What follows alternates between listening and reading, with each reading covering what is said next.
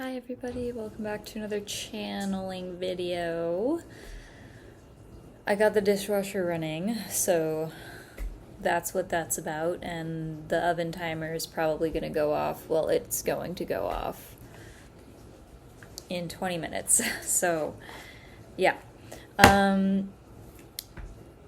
way that I'm going to do this is I'm going to share the channels, the images, the messages that have been coming through me, pouring through me, sharing the hits, impulses, etc., channeling, sharing what I sense, hear, see, feel, and communicating the kind of messages and stories and energetic undercurrents that I'm picking up on. And then I'm going to pull some cards to confirm or add depth and layers to the messages. So there's something that I want to say first and foremost. I can't prove off the bat that I'm picking up on things that someone else is going through, but I am an artist, I'm an intuitive person, I'm very, very, very much into pattern recognition, and I'm very connected to my intuitive processing senses. So what that means is I can imagine anything very easily. I can make a decision to channel a message, and instantly I see images. I might hear things, I might hear phrases, I might see words, I might see people. I feel like emotional textures. So when I say channeling, that's what I mean. I'm opening up my subconscious and creatively articulating and interpreting the information, the abstract information that I'm seeing. So that's what I'm doing when I say I'm channeling. And I wanted to be clear about that because I feel awkward sometimes about identifying as a channeler, because a lot of the time that implies that, the person channeling is psychically reading you. And while some of the messages and things that I relay could very well resonate with people who are going to find them, me channeling the way I'm channeling doesn't necessitate that, so to speak. I just want to be very clear with how I share, and because it's a little awkward sometimes.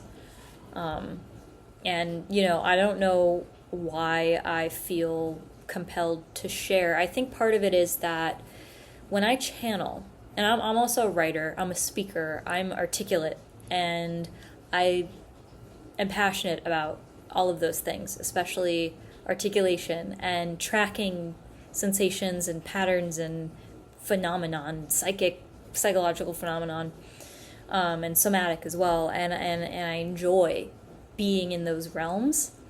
And so creating videos where I can just, it's in a way, it's like making art. It's like making energetic, psychic art without a paintbrush or physical piece of paper. My medium right now it's kind of funny because it's technically literal mediumship, but my medium is my own psychic creativity and a video recorder platform and YouTube, and that's an art form that I like to do. So and another thing too that I want to be intentional about when I share is that I consider what I'm doing a form of storytelling, and humans are built for stories, to share them and to receive them. Stories create tradition and lore and myth and ancestral memory and everything like that. It's how we learn, it's how we absorb, it's how we remember, it's how we stay connected. It's one way how we do all those things. And specifically with the tarot and with the abstract impressions that I'm picking up and running with, all of those things, cards, mental symbolism, emotions, they all carry different archetypes, And so when I pull these different symbols and read into them and feel into the like minutia, the texture of these things, and I tell a story, I weave together these archetypes and I piece together, I make sense of things that otherwise might not make any sense. And that is so critical for my journey, my path, and I think for most people, because life is something that is just like raw jelly. It's raw substance. And it is the liver's responsibility, the person living life is responsibility. That came out weird, but essentially it's your task to make meaning of life. Sometimes that happens naturally and you don't even think about it, and you're just eating ice cream or you're making out with someone that you love, and that's the meaning of life right there in that moment, because it fills you with pleasure, fills you with joy, fills you with a sense of connection, whatever. There are different qualities and stories and textures and relationships that we have with life that bring meaning to it. And so one of my intentions that I just want to say out loud to you of my channeling videos is to give you a story that you can pick and choose how you want to use it, and you can use it to create meaning or to find meaning in your life, because maybe some of the symbols or emotions or textures or whatever that I'm drawing from resonate with you in your own way, right? So that's just what I'm here to do, okay? So without further ado, as they say, I'm just going to get right into the channel. So I was seeing lots of outdoor kind of working, chop wood, carry water kind of energy. I saw like a farmer man with a rake, or a hoe. I don't know what they're technically called, but like garden tools, sewing, farming. And then earlier when I was, thinking about this reading and tapping in, whatever, I saw an image of like a hook. It was like a stick coming out of the ground with like an arch at the top, and it was green. And so it was some kind of pole that was bent over. And I interpreted that as kind of like a fishing rod. And I didn't see a person. I just saw a fishing rod propped up at the edge of this kind of black, murky pond, this very still water with leaves on top, surrounded by trees. And it was a fishing rod at the edge of this pond, with a line cast, waiting for something to bite. And I was getting the imagery and messaging of like casting a net. So that could mean, for whoever this is for, you could be in a place where you're networking, you're setting up traps, so to speak. Traps is not the perfect word, but you are casting your net, you are setting up stations or situations where you're looking to meet people or network or find opportunities or things like this. Let me see what else. I'm going to pause this and just tune in for a minute. So I just remembered there was another thing that I was channeling earlier when I was thinking about the fishing analogy, and that is rhythm. And also, this is coming back to me, knowing where you're fishing. In other words, it's like if you're new to fishing, we're going to make an analogy. If you're new to whatever it is you're new to fishing in this example, and you go to the pond and you don't know what kinds of fish live there, and you're on your own, and you just have a rod, and you are being proactive about trying to catch something. So you forage, and you find bait, and you make bait, and you maybe try different kinds of bait, and you try fishing at different times of day, and you try fishing in different locations in the pond. Maybe you find another body of water, a river, a running one, so you try to go fish in there. Maybe you find the ocean coastline and you try to fish off the coast, and you just kind of, so what I'm getting at here is there is this energy that you could be experiencing in your life where you are experimenting with the conditions, with what conditions yield the resources that you're trying to look for, acquiring. If you watched my previous channel, there was a message about acquiring and collecting resources, and that this motif is coming up again, collecting resources. But in this specific energy that I'm tapping into, the resource collection, it's like, is becoming more specific. It's like, it just feels like narrowing down in on the time, the place, the quality, the location, whatever, of where you are meant to be and who you are meant to work with and collaborate with, and what you're meant to create, and what kinds of resources or things are at your disposal. And also another thing that's coming to mind is, think of like a nature person who has a special connection with certain kinds of animals. Some people are very, very, very good with different kinds of animals. Some people are amazing with birds. Some people are amazing with horses. Some people are amazing with dogs, cats, reptiles, fish, all kinds of things. So I feel like there is a theme for you coming up. When I say for you, I mean for who this resonates with. And it's always so awkward finding a flow with this, because I'm just not used to this. I'm kind of finding my footing with just flowing with speaking and everything, because I'm very particular about definitions or whatever. But you just, as always, you use your own discernment. And, but yeah, I just want to be clear about that. Because I know this is not going to be for everyone. In the back of my mind, I feel like maybe some people who this is not for are going to be watching, and, I don't know, that makes me feel weird.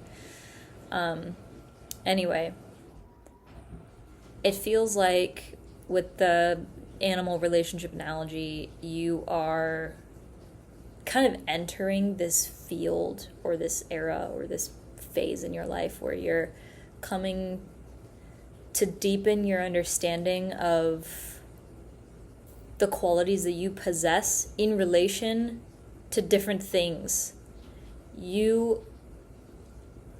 Different characteristics, different qualities, different energetics become more dominant or more subdued, enhanced, whatever, in interactions with other people, places, things, because you can only share to the extent that it is actually received by the recipient, the person, the place, or the thing. You can only share, I should say, you can only be received by that person, place, or thing as much as they are aligned with what you have, with what you're bringing. How do I put it? It's like, the most basic example I can give is if you are a driving instructor and you have a 12-month-old baby human sitting in the passenger seat, and you are talking at them and telling them how to drive a car, the infant only has a certain capacity to absorb what you're saying. They are subconsciously absorbing the texture and the tone and the emotion and what you're saying because they're a baby developing, but they're not registering the fact that you're telling them to press on the gas pedal, and that means accelerate, and that means go faster. I don't think a 1-year-old has the concept for that. You know what I mean? And that's just such a basic example, but in life, there's a quote that comes up. I forget the exact quote, and so I'm going to butcher it, but it's like a spiritual emotional intelligence meme, and it's funny, and it's like when you're talking to a person who contains only a single tude and you contain multitudes, and it's just funny verbiage. But it's kind of the same concept. When you're pursuing life, when you're living life, when you're collecting those resources and meeting new people and discerning who's what, who can you share what with, who, can you feed and water your life garden with, and who is going to trample your garden, and all the layers in between. I just lost my word train of thought, but anyway, when you're in that process and discerning, you're gonna find that not everyone is capable of matching your energy. It's a very simple way to put it. Not everyone is capable of reciprocating it. Not everyone is capable of recognizing what you bring. And so there's a message there, that the divine God is recognizing you. The things that you possess within yourself that maybe you're not able to share with the people immediately around you, but you possess them, you are going to share them, and energetically, they already are being shared, they're being exchanged. It's just further reaching. It's not in the physical yet, but it's in the metaphysical. So yeah, God just wants to acknowledge, the divine just wants to acknowledge those qualities in you and remind you and encourage you that when you feel or when you have the thought that you're lacking connection in that way, I want to remind you that it's not a reflection of you, and you don't need to meta panic about that, because what it really means is that you possess these traits, this depth, this character, these characteristics that might not, the people in your immediate vicinity might not be able to recognize. They might not have the capacity to recognize it. That's what it is. It's about capacity. And for someone who hasn't grown or lived the same life experiences that you have, or parallel ones, they can't see you to that level. They can only see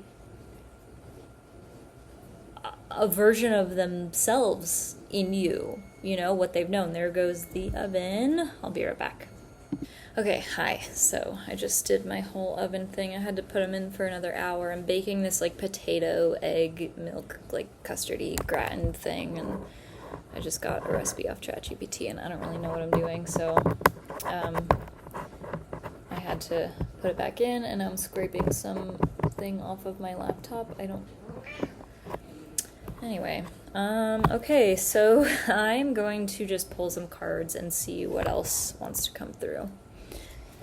Hi, my sweet girl. Butter wants to say hello. Hey, Mama. All right. The Queen of Wands come out, so this is confidence. I feel like it also represents self-knowledge and radiance that comes from self-knowledge. Hi, sweet Beach. We have the Two of Swords, and it flipped out, and it was kind of in reverse. I feel like there's this kind of maybe contemplation period that you might be in.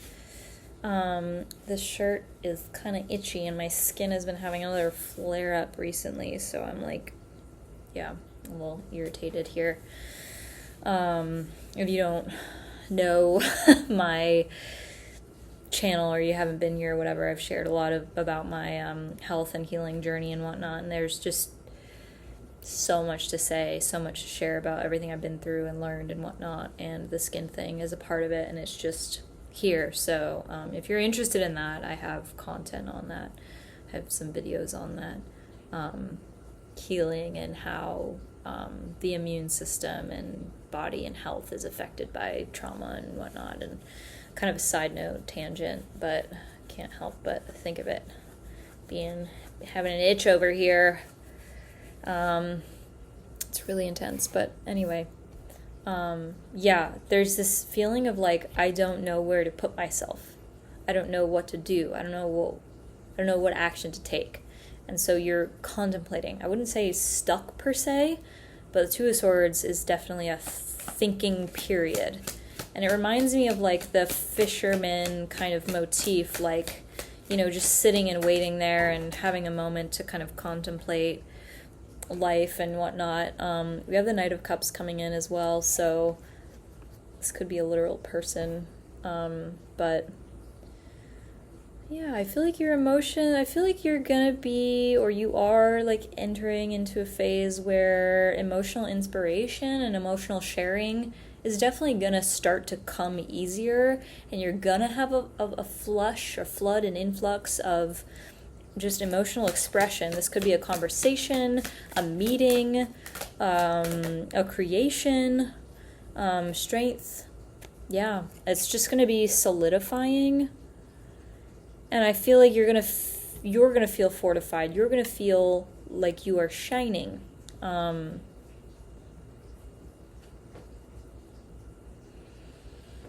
let's see what else. We had this one come up.